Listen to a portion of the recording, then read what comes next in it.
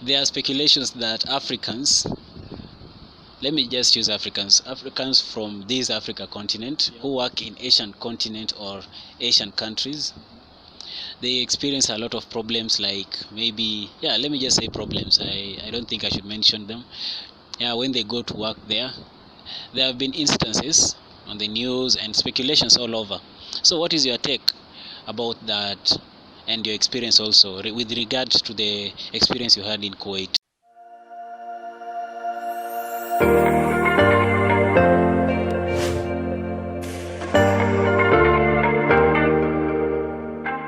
Hi guys, welcome so much to our channel. In case you're new here, please consider subscribing and turn on notifications down below. So today we have a special guest on our channel. He is a coffee professional. He has worked in Kenya and also abroad. So without wasting so much time, let's get straight into the interview. So as you can see guys, here is my guest and he is going to introduce himself to you. So to start by, I'll just ask him, who is Kelliant? My name is Anthony Karori. Kelliant is just a nickname. People call me Barista Kelliant or Kelly. And I'm a barista professional, and I'm also a coffee specialist, coffee consultant, and I'm also a musician, and I go by the name MC Kelliant. Yeah. So I'll just ask you, Kelliant, Yep. where did you learn your coffee skills?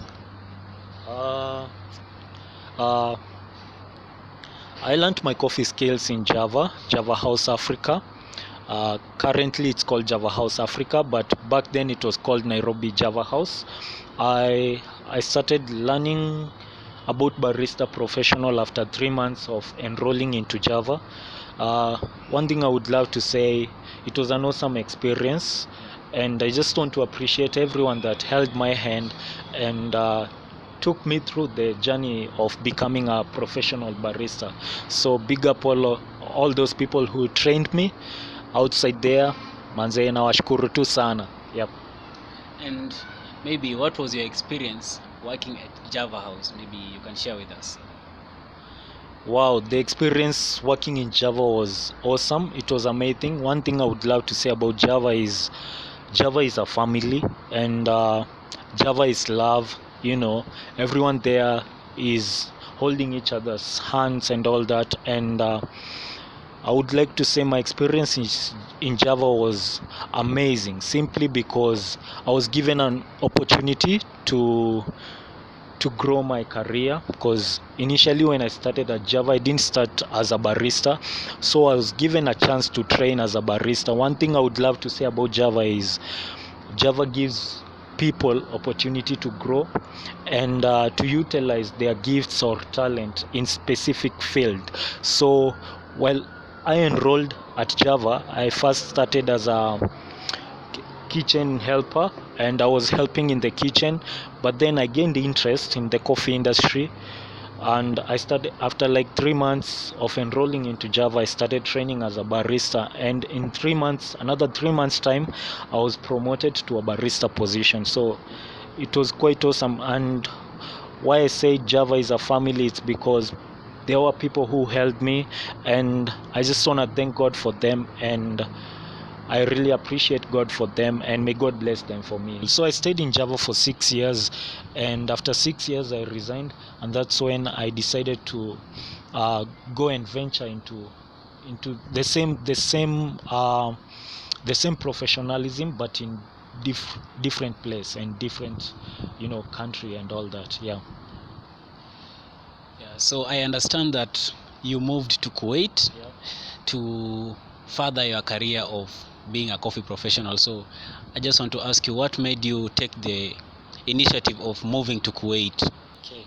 I would love to say the major fact that made me move to Kuwait was I wanted to learn more about coffee, and as a barista, you have that zeal to grow, and coffee is a professionalism that never ends, and new ideas are born every now and then. And so for me, I felt it's high time that I utilize my professional in higher level. When I say higher level, I don't mean abroad. I mean like learning about specialty coffee and all that, which I was not doing back then. So my major move was because I wanted to learn about specialty coffee, and that's why I decided to move and gain that knowledge and experience and come back and utilize it here in Kenya. And that was my major move, but it's a move that I will never regret. I'm forever grateful for that major move that I took. So that's the main objective or motive of me just moving out from Kenya to Kuwait. Yeah. Okay, so let me just ask, what was your first impression when you went to Kuwait for the first time, I believe? What was your first impression when you reached the country? Okay, well, my first impression. First, I would like to highlight that I had a lot in mind according to my perception about the place and whatever I had researched about the place. I had what I viewed like how it will be, but then I was so astonished because I found out that it was quite different from what I thought. I thought that people are so rigid there, they are not. Things don't move fast, you understand, but I was so stricken aback, and because I found out that people are so sophisticated, civilized, things are running in a fast way, and so this helped me also to grow in terms of learning whatever I went there to learn, and working also, because it helped me understand more, and it made me like wanna learn a lot and merge with these people, because you have to blend. These are new people, there is new tradition, there is the way of life, what they believe in, and you have to adapt quickly to what they believe in and how they view life, their perception about life, so that you can fit, you understand. So my perception there was wrong at first, but when I went there, I loved it even more, because it was an awesome experience for me, because I stayed there for quite some time, yeah, which I will talk about later. And about working, what was your experience? Because generally it's a new environment, working in Kenya and working in Kuwait. What did you experience when you reached the country? Working, In terms of work. yeah. Okay, in terms of work, I would love to say that it was more of the same, because barista, there is no too much diversity when it comes to coffee. It's just that you just learn some few things, and you impact yourself with more knowledge about coffee. And so the working experience was quite awesome, because even the people that I met there were friendly. They were good to me, and if I can compare in Kenya and there, both companies or both places, people like played their role well, and it was so easy for me, and this helped me so much to blend in. And in terms of working, I would say like it's just that whatever I found challenging, it's just adapting to the way of how things are done there and how things were used to be done here. So that was the only tricky part, yeah. But in terms of work, everything was nice, everything was flowing well, yeah, and I was able to merge in, yeah. So how many years did you work there, and are you still working there, or maybe you can just give us a heads up on that? Okay, well, I worked in Kuwait for 2 years, and currently I'm not working there.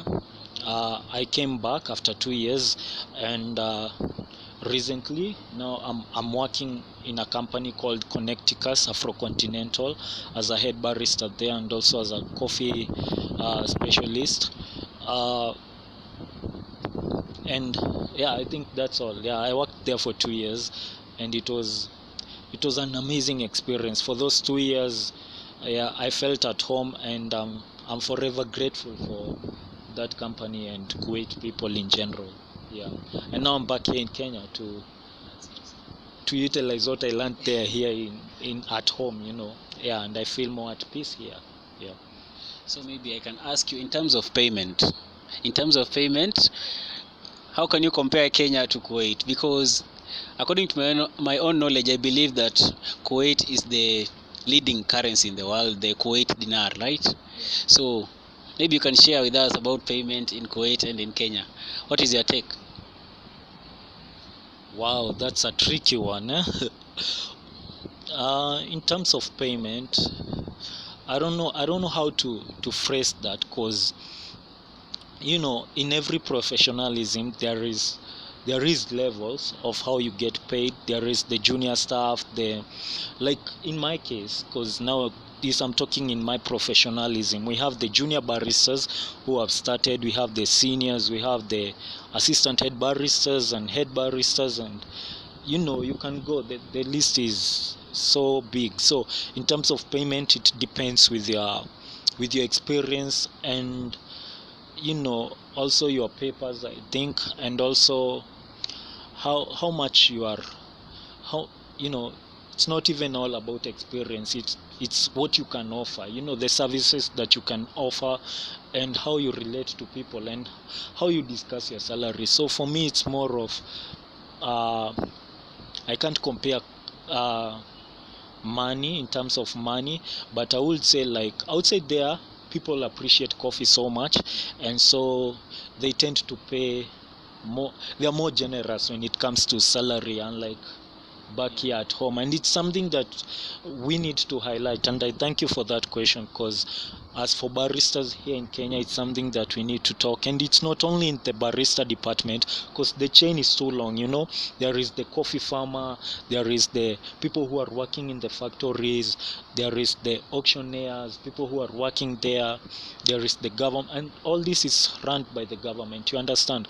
So coffee chain is so big. So when I talk about salary, I would like to talk in general, not only the baristas, the coffee artists and all that, but in general, people people here back at home, they ought to appreciate coffee, because coffee is the second most selling commodity in the whole world, after fuel.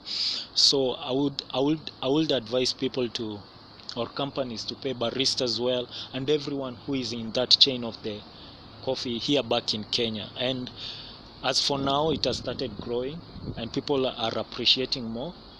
They are appreciating more, other than back then, you understand, when we started, because we didn't have a lot of baristas, but now we have a lot of baristas. More barista schools are coming, and so with that, I think, yeah, we will reach there in terms of payment. But I would say there it's more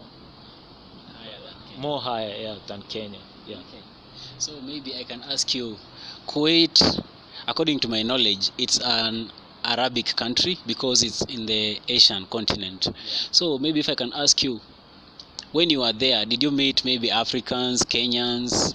Are there Africans living there, or it's just Arabs everywhere? Okay, I would say, I don't know how to put it. Kuwait is a it's not cosmopolitan, yeah. It's like it accommodates every people from every country, every race of people. Uh, it's not Arabic dominated. One thing that people don't know, or maybe they know, is that Kuwait has a population of, the citizens there are 1.4 million people, but the whole population of the whole country is like 4 million people. So what does that tells you? Like 3.6 people are foreigners. So you can see it's not like an Arab dominated country. So there is a lot of people from different countries who have come there, and they feel more at home, because those people are not discriminative as it is portrayed out there and all that. And of course, as you asked, did I meet any Kenyans there or African people? Yes, of course. I have a lot of Kenyan friends whom I used to work with, and more of African people from different countries, West Africa, South Africa. I've worked with so many nationalities. So it's not like an Arabic dominated country. So it's more of a blended of nationality country, because 3.6 people are foreigners. So that tells you these people are hospitable. You understand? Yeah, that's what I can say. Okay, and maybe I can ask you about the cost of living in Kuwait, because most people here in Africa believe here in Africa we survive on very generally we can survive even on under $1 a day. So maybe you can explain to us how is it like living in a country like Kuwait, which is basically more developed than Kenya. Maybe you can explain. I will say this: the cost of living, it's good. It's not bad. It's not bad, because as much as the living standard is high than here, like how you're saying, like you're quoting here in Kenya maybe $1 in a day, but you know we have different types of people here in Kenya, but also there we have different types of people. There is the middle class, the high class, and all that. But what I would say is that things there are like tax free. When it comes to things like food, it's more cheaper there than in Kenya. And mind you, those things are imported. You understand? So they are imported, but still they are much cheaper. Things like food, it's cheap, but here back at home it's expensive. You understand? But not all commodities. We have some that are high there, others are low here, but the basic things, they are quite cheap there. And also, since maybe the average payment of people, what the standard have been put by the government, you'll find that as much as you're being paid, you can be able to afford the lifestyle there. As long as you're not just going there to live lavishly life and all that, because there is that class also. And I can say I can't compare too much, and it's not that it's much better than Kenya. No, I will say here home is also much better, in terms of uh, being free to do some stuff and all that. Living, it's not only eating and maybe wearing cool clothes and all that. In terms of lifestyle, going out there, enjoying yourself, but what I can say, home is always the best. Home is always the best, but the living standard it's okay, it's normal, one can afford and all that. As long as you're working, you're not idle, yeah, you can manage. Yeah. So maybe another question will be, how did you find it coping or getting used to the new environment and also the food? Because here in Kenya, I believe it's different, yeah, because they are new or two different countries. So what was your experience getting to cope with that environment and the food? One thing I will say is that it's quite a challenging thing. When you move anywhere you go, even if it's from here to Kisumu, you'll find that maybe the weather is different, and so is there. So, like in terms of weather, the first thing that really struck me was when I left the airport, when the temperatures were so high, and I've never experienced such temperatures in my life. Like when I looked at my phone and I saw the temperatures were like 40 degrees, and that is very hot. You understand? So I was so much flabbergasted. Will I be able to adapt this condition? But back home you are used maybe to 28, 24. You understand? So that was quite challenging. But with time you get to adapt to it, because human bodies, we are made to adapt, and we are special beings. You understand? So we can easily cope with any situation, and that's what happened. I coped with the situation. And in terms of food was also quite challenging, because you find the maize flour that you use here to make ugali, it's not the same as the one that you use there. And also the vegetables, the ones that you are used to here, they are different from there. So there must be a shift somewhere, and whenever there is a shift in life, you'll have to compromise and adapt to it as a human being. And I made that move, and I made that transition, in a swift way, but it takes time for you to like be of be in that space that you are comfortable. Now it takes time and it took time, but with time I overcame the whole transition stuff and I was good. Yeah, I was good. Okay. So maybe I can ask you, what were your best and worst moments, your highs and lows working in that country? Maybe if you can share with us. um wow, where do I start? With good news or Good, yeah, start with good news. good news, eh? Yeah. The good news is that Kuwaitis are more hospitable, and me blending in terms of how they see life and how they relate with people was an awesome shift. I mean, I shifted really well, and their hospitability made me like love them as a people, and I had a lot of experiences which were awesome, and you will go out with friends whom you have met there, and also the fact that they appreciate coffee made me really like feel special in a way, you understand, like because they appreciate what you do. Sometimes you are trending, they take you pictures, you are all over Twitter or Instagram and all that. They take you videos, and when people come and see you, they tell you, hey, I saw you somewhere and all that. This makes you feel like appreciated, and whatever you are doing that is being seen out there. And those were very major or critical moments that I will live to cherish, you understand.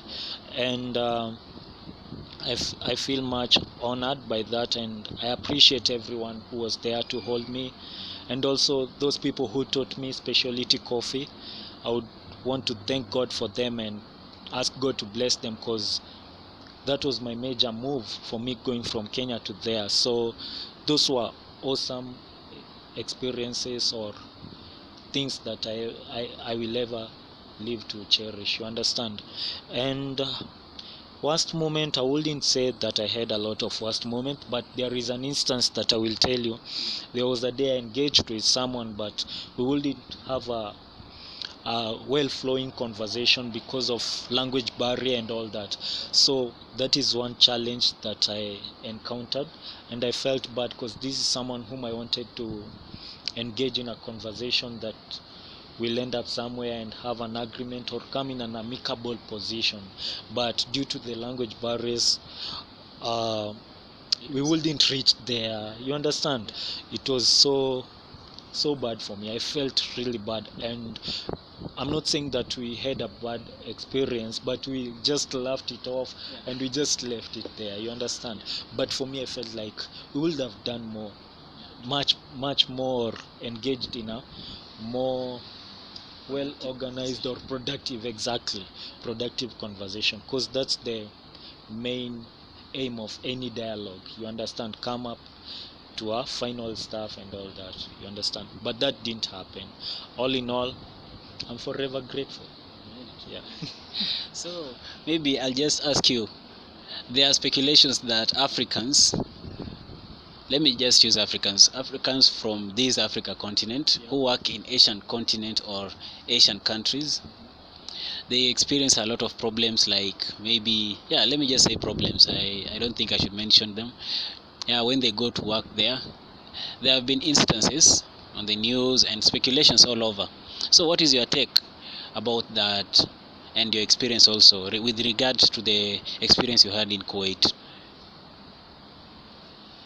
Wow, that's a quite challenging question, and I need to answer it keenly, yeah, because there is there is a lot of truth in it, and there is a lot of misconception in it. So it's not a question that I can answer on one side, but I would say there is some truth in it, that some people from all over the world, when they go to any place, even here in Kenya, you might find yourself in the hands of the wrong person. You understand?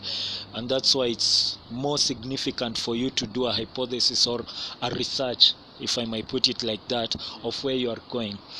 and because that will help you in terms of knowing whom you're going to deal with. Like if it's a company that you're going to work in, you can Google, or we have internet nowadays everywhere. You can use your phone, research, find people who work in the same company or organization, and ask them about the institution, and this will help you and be prepared to what you expect. But there is these moves that people make without uh, doing research, and you're just risking, but it's not because you want, but because of the situation that you are in. You want a job and all that, and you might find yourself in the wrong place, and this is why we hear of such stories and all that. It's so disheartening for me as an African to hear that my fellow African is being treated bad in a country that I am, but maybe I'm not experiencing the same thing. It's heartening. It's so discouraging. So for me, I would like to say there is a lot of truth in it, and there is a lot of misconception, because as well you can land to good hands where you're being treated well, you're being paid in time, and you develop yourself in terms of career growth and all that. And this is not a question, this is not an answer that I can give on one-sided side, because it's very critical. And I thank God nowadays the government has intervened in it, and they are following the procedures with due diligence, so that people end up in good hands. And yeah, I will tell someone, don't make a radiant move because maybe the salary is high and all that. Just be cautious and make very special moves. Like let it not be just something to joke with. It's real, and there might be a misconception about it, and it might also, the misconception might hinder you not to go there, and maybe it's your turning point. You understand? Yeah, that's all I can say. And would you recommend other people like Kenyans to try venturing in Kuwait to seek for greener pastures? Definitely, with no doubt. If you land a deal outside there, go for it.